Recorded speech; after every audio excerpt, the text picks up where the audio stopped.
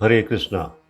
ओम अज्ञानतिमिरान्धस्य ज्ञानाञ्जनशलाकया चक्षुरुन्मीलितं येन तस्मै श्रीगुरुवे नमः। हरे कृष्णा। आज के इस भगवद गीता क्लास में हम आरंभ कर रहे हैं दिव्य ज्ञान अध्याय 4 का श्लोक संख्या 16। इस श्लोक में भगवान कर्म और अकर्म में क्या अंतर है इसके बारे में अर्जुन को बता रहे हैं। अर्जुन को दिया गया ये ज्ञान हमें ये समझना चाहिए कि हम सब बद्ध जीवों के लिए भगवान ने वो ज्ञान दिया है। अर्जुन तो एक माध्यम बने हैं। अर्जुन के माध्यम से ये ज्ञान हमको डायरेक्ट भगवान से प्राप्त हो रहा है। तो इस भगवद गीता और भगवद गीता में दिए गए ज्ञान का कितना महत्व है, इस बात को हमें कभी भूलना नहीं चाहिए। तो श्लोक आरंभ करते हैं। किम कर्मेति कवयो अप्यत्र मोहिताः तत्ते कर्म प्रवक्ष्यामि यज्ञात्वा मोक्ष्यसे अशुभात्। अब इसके शब्दार्थ को देखेंगे। किम अर्थात क्या है, कर्म कर्म, किम क्या है, अकर्म अकर्म। तो कर्म क्या है और अकर्म क्या है। अकर्म अर्थात निष्क्रियता, कर्म ना करना।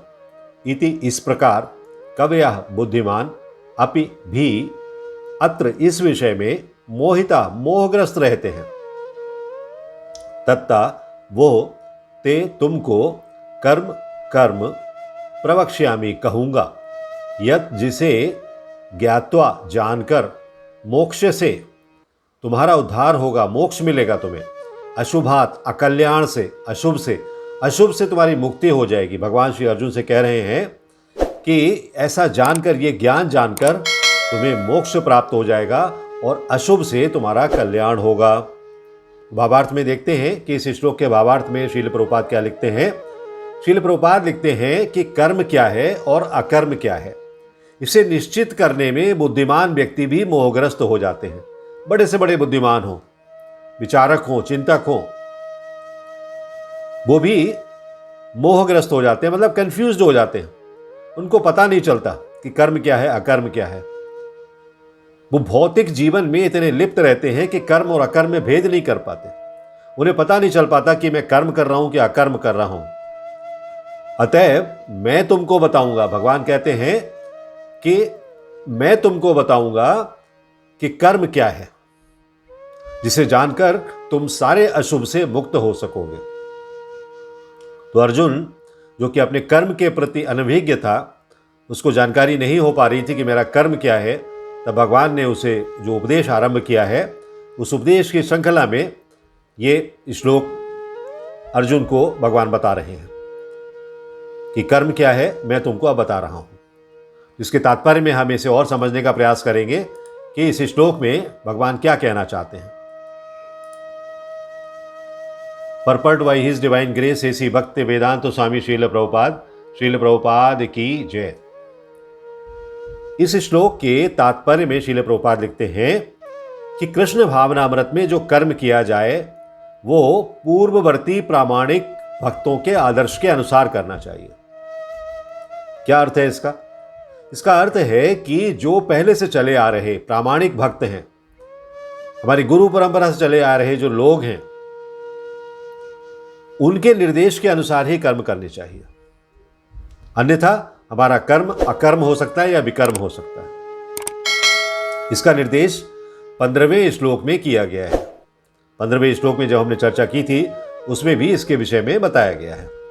ऐसा कर्म स्वतंत्र क्यों नहीं होना चाहिए, क्यों भगवान के लिए समर्पित होना चाहिए, इसकी व्याख्या इससे अगले श्लोक में भगवान ने की है।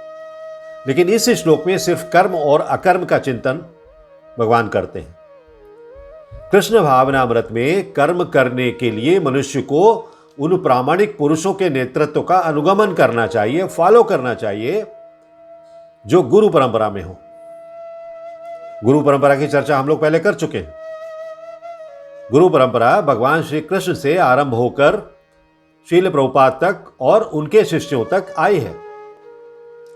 भगवान श्री कृष्ण पहले नंबर पर गुरु हैं, सर्वश्रेष्ठ गुरु, जगत गुरु, इस ब्रह्मांड के गुरु, इस सृष्टि के गुरु। और 32वें नंबर पर शील प्रभुपाद हैं उस श्रृंखला में। और उसके बाद जो उनके शिष्यगण हैं, जो हम लोगों के गुरु महाराज हैं, वो हैं उसी क्रम में आगे। तो यहां प्रभुपाद ये बताने का प्रयास कर रहे हैं कि हमें जो कर्म करना है उन प्रामाणिक पुरुषों के नेतृत्व में करना है, उनके नेतृत्व का अनुगमन करना है, फॉलो करना है। वो जैसा बता रहे हैं वैसा करना है, अपनी मर्जी से कुछ नहीं करना है। तो आप कहेंगे फिर हमारी स्वतंत्रता क्या है? हमारे संविधान में तो स्वतंत्र कार्य करने के लिए कहा गया है। संविधान भौतिक जगत का संविधान है, आध्यात्मिक जगत का संविधान नहीं है। आध्यात्मिक जगत के संविधान में ये भगवत गीता और भागवतम चलता है, वहाँ का संविधान ये है आध्यात्मिक जगत का संविधान। आध्यात्मिक जगत का संविधान कहता है कि हमें उन प्रामाणिक पुरुषों का अनुगमन करना है, तो हमें करना है। उसमें कोई बहस का, कोई जिरह का, कोई भी आर्गुमेंट का मुद्दा है ही नहीं। जो गुरु परंपरा से चला आ रहा है ज्ञान, हमें वो लेना है। अगर हम उसको नहीं लेंगे तो जीवन में सिवाय भटकाव के और कुछ नहीं हो सकता। जैसा कि इस अध्याय के प्रारंभ में कहा जा चुका है। इस अध्याय के प्रारंभ में क्या क्या कहा गया था? गुरु परंपरा से चले आ रहे ज्ञान के बारे में इस चौथे अध्याय के आरंभ में क्या कहा गया है? चौथे अध्याय के आरंभ में दूसरे श्लोक में भगवान कहते हैं, एवं परंपरा प्राप्तम इमं राजर्षियो विदु सकाले नेह महता योगो नष्टः परंतपा। परंपरा से चला आ रहा ज्ञान ही हमें प्राप्त करना चाहिए। हे परंतप, परंतप यहां अर्जुन के लिए कहा गया है। हे अर्जुन, हमें वही ज्ञान प्राप्त करना चाहिए जो परंपरा से चला आ रहा है। तो गुरु परंपरा का कितना महत्व है, भगवान श्री कृष्ण भी इस गुरु परंपरा के बारे में उल्लेख करते हैं, क्योंकि वो उस गुरु परंपरा की आदि श्रृंखला है, श्रृंखला की आदि कड़ी है। गोविंदम आदि पुरुषम, वहीं से सारा ज्ञान शुरू हुआ है। जो ज्ञान की श्रृंखला है वहीं से शुरू हुई है, भगवान श्री कृष्ण से। तो कृष्ण भावनामृत पद्धति का उपदेश सर्वप्रथम सूर्यदेव को दिया गया। यह भी चौथे अध्याय के शुरुआत में बताया भगवान ने कि यह ज्ञान मैंने किसको दिया? जिन्होंने इसे अपने पुत्र मनु से कहा, और मनु ने इसे अपने पुत्र इक्ष्वाकु से कहा, और यह पद्धति तब से इस पृथ्वी पर चली आ रही है। यह श्रृंखला लगातार चालू है। तो जो टाइम टेस्टेड ज्ञान है, जो नॉलेज है, हम उसको फॉलो करें, न कि फालतू का ज्ञान जो हमें भौतिक जगत में मिल रहा है उसको फॉलो करें, जिससे हमारा कोई कल्याण होने वाला नहीं है। वो क्षणभंगुर है, थोड़े समय के लिए है, परमानेंट नहीं है। लेकिन ये परमानेंट है, परपेचुअल है, कंटिन्यूटी में चला आ रहा है हमारे पास में। अतः परंपरा के पूर्ववर्ती अधिकारियों के पद चिन्हों का अनुसरण करना आवश्यक है, परम आवश्यक है। अगर हम परंपरा से चले आ रहे अपने गुरुओं के बताए गए मार्ग का अनुसरण करेंगे तो वही सबसे श्रेष्ठ है। अन्यथा बुद्धिमान से बुद्धिमान व्यक्ति भी कृष्ण भावनामृत के आदर्श कर्म के विषय में मोहग्रस्त हो जाते हैं। उन्हें पता ही नहीं लगता कि मैं कर्म कर रहा हूं कि अकर्म कर रहा हूं कि विकर्म कर रहा हूं। उसका ज्ञान होना चाहिए। अगर हम मीठा खाना चाहते हैं, स्वीट खाना चाहते हैं, तो हमें पता होना चाहिए स्वीट का स्वाद कैसा है, मीठे का स्वाद कैसा होता है। कभी हम नमकीन को मीठा ना बोल बैठें, उसका ज्ञान तो हमें होना चाहिए। हम मीठे को ही मीठा बोलें। उसी तरह से सही ज्ञान क्या है, उसका ज्ञान हमें होना चाहिए। वो ज्ञान कौन सा है, परंपरा से प्राप्त है या भौतिक जगत से मिलने वाला ज्ञान है, ये ज्ञान हमें होना चाहिए कि सही ज्ञान क्या है। इसीलिए भगवान ने स्वयं ही अर्जुन को कृष्ण भावनामृत का उपदेश देने का निश्चय किया। भगवान क्यों ज्ञान देने लगे भाई? अर्जुन को कोई और नहीं मिल सकता था क्या ज्ञान देने के लिए? लेकिन नहीं, भगवान ने स्वयं वो दायित्व को स्वीकार किया। भगवान ने स्वयं वो जिम्मेदारी अपने ऊपर ली, क्योंकि उन्हें पता है कि कलयुग में ये ज्ञान जब जाएगा तब तक बहुत डिस्टॉर्शन हो सकता है, बहुत सारा उसमें लोग अपना अपना ज्ञान जोड़ देंगे। इसलिए अगर मैं अर्जुन को सीधा ज्ञान दूंगा तो वो ज्ञान गुरु परंपरा से नीचे तक जाएगा और वो इंटैक्ट रहेगा। जैसा मैं दे रहा हूं वैसा ही रहेगा। इसीलिए Bhagavad Gita as it is जो शील प्रभुपाद लिखते हैं, भगवत गीता यथारूप, वो सही है। भगवान ने जैसा कहा है वैसा ही बिना टीका टिप्पणी के शील प्रभुपाद ने हमें इसे दिया है। तो ये ज्ञान भगवान ने देने का इसीलिए निश्चय किया, वरना भगवान के पास और बहुत सारे काम हैं। ये ज्ञान उन्होंने युद्ध भूमि में, रण क्षेत्र में 45 मिनट के अंदर या 1 घंटे के अंदर दिया। तो हमें इस बात का आभास होना चाहिए कि कितना महत्व था उनके मस्तिष्क में, उनके दिमाग में इस विषय को लेकर। अर्जुन को साक्षात भगवान ने शिक्षा दी है। और मैंने कहा शुरुआत में कि अर्जुन तो एक माध्यम थे। इसका मतलब है कि भगवान सारी शिक्षा हमको दे रहे हैं, हम सब लोगों को दे रहे हैं, इस जगत के लोगों को दे रहे हैं। तो हमें इसे मानने में कोई दुविधा होनी नहीं चाहिए। अतः जो भी अर्जुन के पदचिन्हों पर चलेगा वो कभी मोहग्रस्त नहीं होगा। तो अर्जुन को कहा गया ज्ञान अगर हम फॉलो करेंगे, अनुगमन करेंगे उसका, तो निश्चित तौर पर हम कभी भी कंफ्यूज्ड माइंड में नहीं रहेंगे। हमारा कर्म सही होगा, निष्काम कर्म होगा, भगवान के लिए कर्म होगा। और भगवान के लिए कर्म होगा तो वही तो जीवन की श्रेष्ठता है। जीवन का सबसे श्रेष्ठ क्षण वही है जब हम सारे कर्म भगवान के लिए करें। ऐसा कहा जाता है कि अपूर्ण प्रायोगिक ज्ञान के द्वारा धर्म पथ का निर्णय नहीं किया जा सकता। प्रैक्टिकल नॉलेज अगर इनकम्प्लीट है तो आप धर्म के पथ पर नहीं चल सकते, क्योंकि उसमें कहीं ना कहीं पॉल्यूटेड चीजें हैं, पॉल्यूशन है। तो पॉल्यूशन हमें दूर करना है।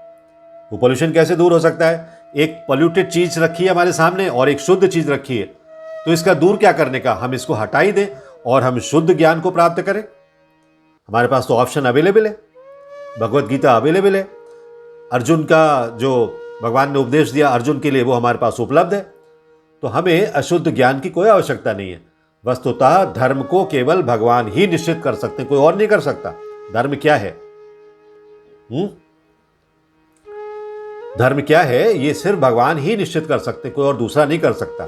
इसीलिए भागवतम में कहा गया है धर्मम तु साक्षात भगवत प्रणीता। जो भगवान ने प्रणीत किया है वो ही साक्षात धर्म है और कुछ नहीं है। वो श्लोक क्या है? भागवतम का 6 स्कंद का 3 अध्याय का 19वां श्लोक है। उसमें कहा गया है धर्मम तु साक्षात भगवत प्रणीतम न वे विदुर ऋषियो नापि देवा न सिद्ध मुख्या असुरा मनुष्या कुतो विद्या धर चारणादय।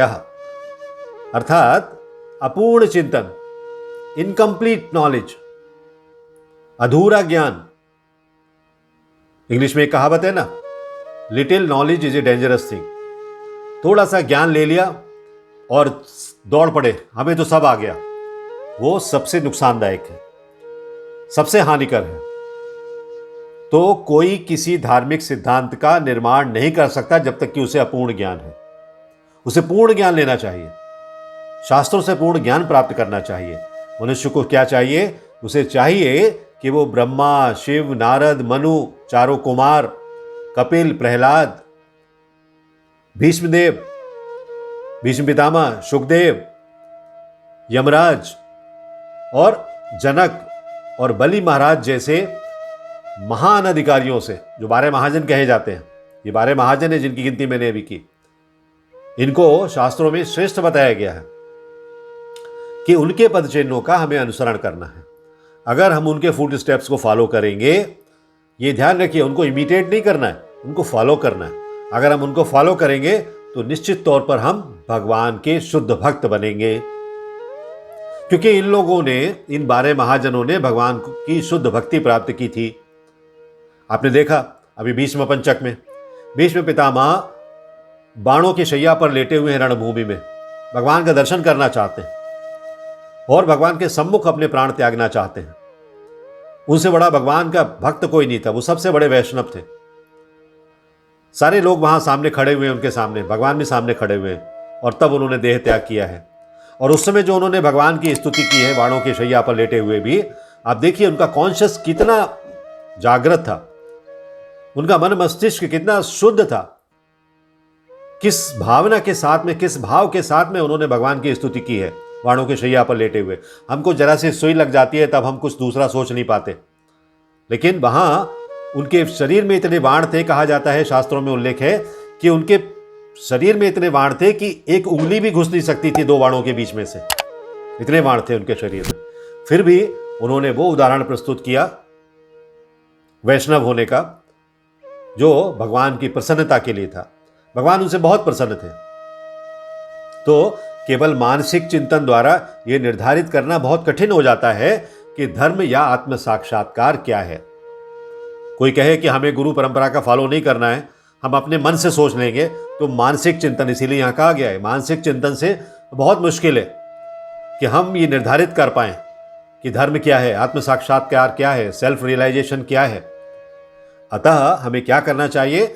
भगवान अपने भक्तों पर अहेतु की कृपा करते हैं और स्वयं अर्जुन को बता रहे हैं भगवत गीता के माध्यम से कि कर्म क्या है और अकर्म क्या है।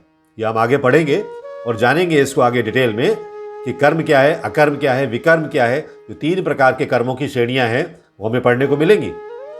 तब हम इस ज्ञान को और डीपली समझेंगे और गहराई से समझेंगे।